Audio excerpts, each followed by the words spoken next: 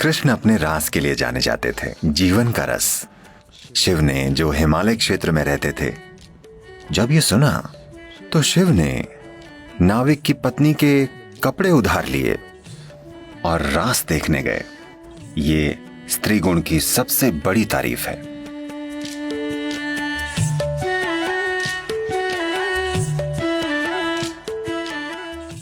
आज का दिन खास है। आज कृष्ण जन्माष्टमी है। कृष्ण के बारे में दुनिया में कई गलतफहमियां हैं, पर हमें यह समझना होगा कि उन्होंने 6 साल की उम्र तक ही मक्खन चुराया था, या शायद 8 साल की उम्र तक ही। 16 की उम्र में जब उनके गुरु संदीपनी ने उन्हें याद दिलाया कि उनके जीवन का उद्देश्य क्या है, तो वो तुरंत वृंदावन से चले गए और कभी वापस नहीं आए। वो कभी भी अपने रिश्तेदारों या वहां की लड़कियों या लड़कों से मिलने उस इलाके में कभी नहीं गए। सब वहीं खत्म हो गया। 16 की उम्र में वो चले गए। जब वो जा रहे थे, आज राधे कृष्ण कहा जाता है। कृष्ण से पहले राधे आती हैं, क्योंकि उनका प्रेम, उनकी अंतरंगता और उनका रोमांस पूरे भारत की संस्कृति में, पूरे उपमहाद्वीप की संस्कृति में कुछ इस तरह समा गए कि हम कृष्ण राधे नहीं कहते, हम कहते हैं राधे कृष्ण। पर 16 साल की उम्र में कृष्ण ने राधे को आखिरी बार देखा, उसके बाद कभी नहीं देखा। 16 की उम्र में वो जाते समय वो बोले ये बांसुरी मैं तुम्हारे लिए बजाता था, अब मैं जा रहा हूं और वापस नहीं आऊंगा, तो एक भेंट के रूप में तुम जो प्रेम से इतनी सराबोर हो, मैं ये बांसुरी तुम्हें दे रहा हूं और मैं फिर कभी बांसुरी नहीं बजाऊंगा। और उन्होंने फिर कभी बांसुरी नहीं बजाई। उसके बाद से राधा ने बांसुरी बजाई। 16 के बाद उन्होंने कभी बांसुरी नहीं बजाई। 16 से 21 तक वे ब्रह्मचारी बनकर रहे। उन्होंने संन्यास लिया, ब्रह्मचारी बने और जबरदस्त साधना की। इसके बाद उनका पूरा जीवन राजनीतिक प्रक्रिया और आध्यात्मिक प्रक्रिया का मिलन करवाने के लिए समर्पित था। ये बातें कभी बताई नहीं जाती कि भारत के उत्तरी मैदानों में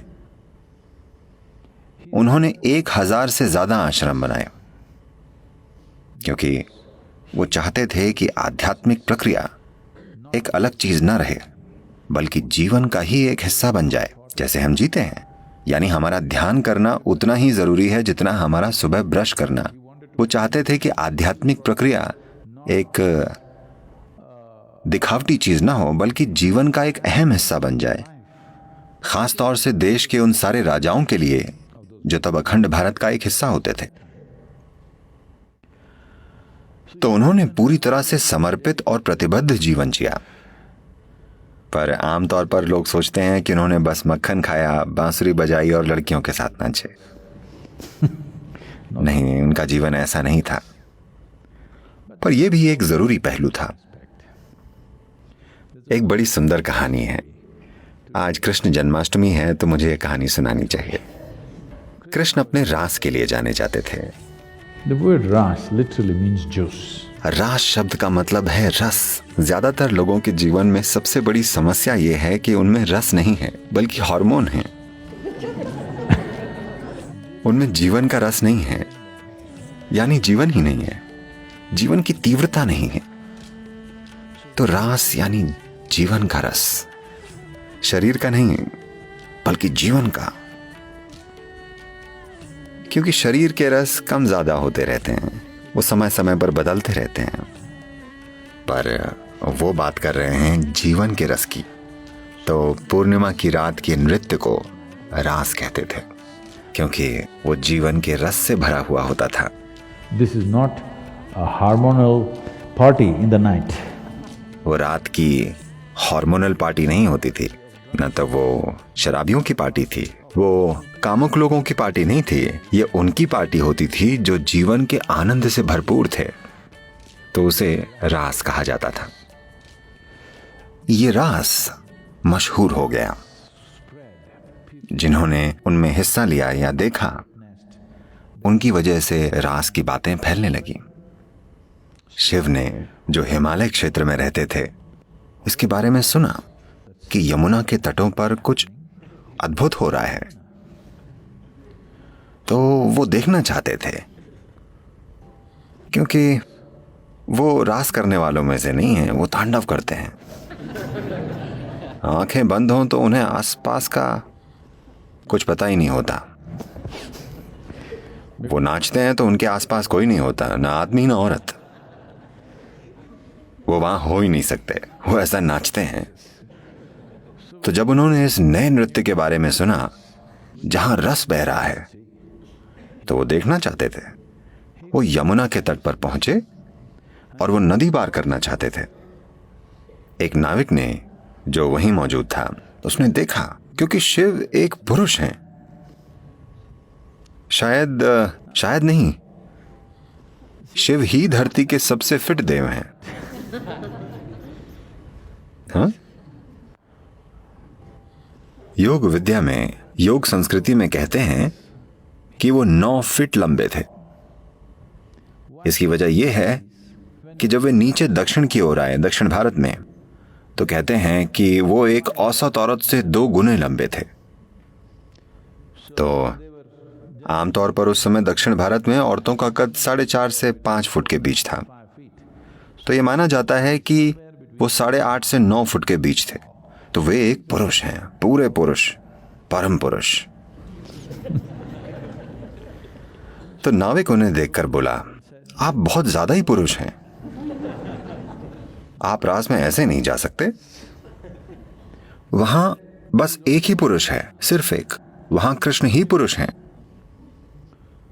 इस तरह का आदमी वहां नहीं जा सकता। शिव बोले, तो अब मैं क्या करूं? वो बोला, कम से कम औरतों के कपड़े पहनकर जाइए।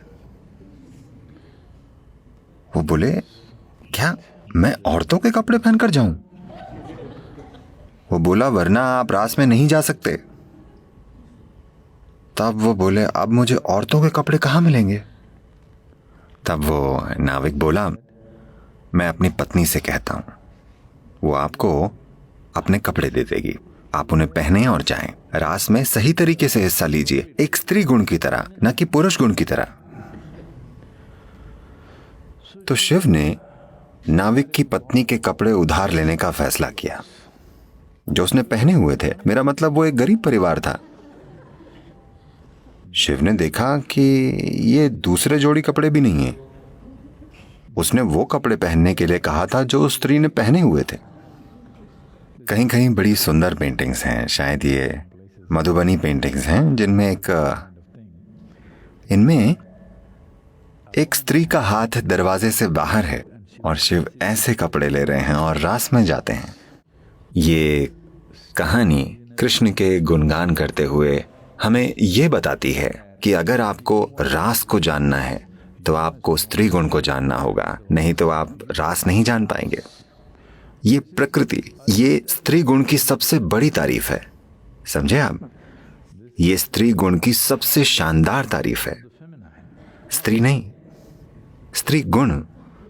क्योंकि इस संस्कृति में हमने हमेशा समझा है कि जीवन सिर्फ तभी सुंदर होगा जब पुरुष और स्त्री गुण की भूमिका बराबर हो। Today we are building a world where feminine is being massacred. आज हम ऐसी दुनिया बना रहे हैं जिसमें स्त्री गुण खत्म किया जा रहा है। आज सफल होने के लिए औरत को आदमी जैसा बनना पड़ता है, वरना कोई चांस नहीं है कि वो आज की दुनिया में सफल हो पाएगी। स्त्री गुण का खून किया जा रहा है। आप देखिए, ये हो रहा है। आप दुनिया में कहीं भी जाएं, अब सामान्य बातचीत में भी लोग बिल्कुल पहले जैसी बातें नहीं करते। अब वो मौसम की भी बातें नहीं करते जैसे पहले करते थे। आज दुनिया का हर बेवकूफ एक ही बात कर रहा है, इकोनॉमी। हाँ, कहीं भी जाएं, इकोनॉमी का क्या हाल है, शेयर मार्केट कैसा चल रहा है। कोई मॉनसून के बारे में भी नहीं पूछ रहा है। सभी सिर्फ अर्थव्यवस्था और शेयर मार्केट की बातें कर रहे हैं। इसका मतलब पुरुष प्रकृति हावी हो गई है। जीवन यापन सबसे बड़ी चीज बन गई है। एक सरल सी चीज, इकोनॉमी का मतलब क्या है? simple survival. बस जीवन यापन, है ना? जीवन यापन के पेचीदा तरीके, हाँ है ना? जीवन यापन का प्रोसेस, भोजन कैसे मिलेगा, ये कैसे करें, वो कैसे करें, कैसे कुछ बना लें, ये जीवन यापन हुआ। घर बनाना, खाना, कपड़े पहनना, थोड़ी खरीदारी करना, ये जीवन यापन है ना? अब हम बस जीवन यापन की ही बात कर रहे हैं, क्योंकि स्त्री गुण काफी हद तक दूर कर दिया गया है। कम से कम घरों में इसे रखें, बाहर समाज में तो ये काफी हद तक खत्म है। पुरुष गुण ही सब कुछ है। तो आज कृष्ण जन्माष्टमी है, यहां उनका संदेश ही ये है। वो ये कह रहे हैं कि अगर समाज में स्त्री गुण ना हो तो असल में जीवन भी नहीं होगा। हम आदमी या औरतों की बातें नहीं कर रहे हैं, हम नर मादा की बात नहीं कर रहे हैं, हम दो मूल गुणों की बात कर रहे हैं, पुरुष गुण और स्त्री गुण। तो कृष्ण का जीवन स्त्री प्रकृति का उत्सव है, क्योंकि पुरुष प्रकृति तो हर हाल में जाहिर होगी, यही उसका स्वभाव है, पर स्त्री प्रकृति को पोषित करना होगा, वरना वो खत्म हो जाएगी। चट्टानें वैसे भी होंगी पर फूल नहीं होंगे, हमें उन्हें पोषित करना होगा, है ना? हाँ, धरती पर चट्टानें वैसे भी होंगी, मौसम कैसा भी हो, तापमान कुछ भी हो, चट्टानें हमेशा होंगी। फूलों को देखभाल चाहिए, देखभाल नहीं होगी तो कोई फूल नहीं बचेगा। चट्टानों से आप कुछ बना सकते हैं, फूलों से आप क्या बनाएंगे? कुछ नहीं। बात बस इतनी सी है कि जीवन में काम आना ही सब कुछ नहीं होता।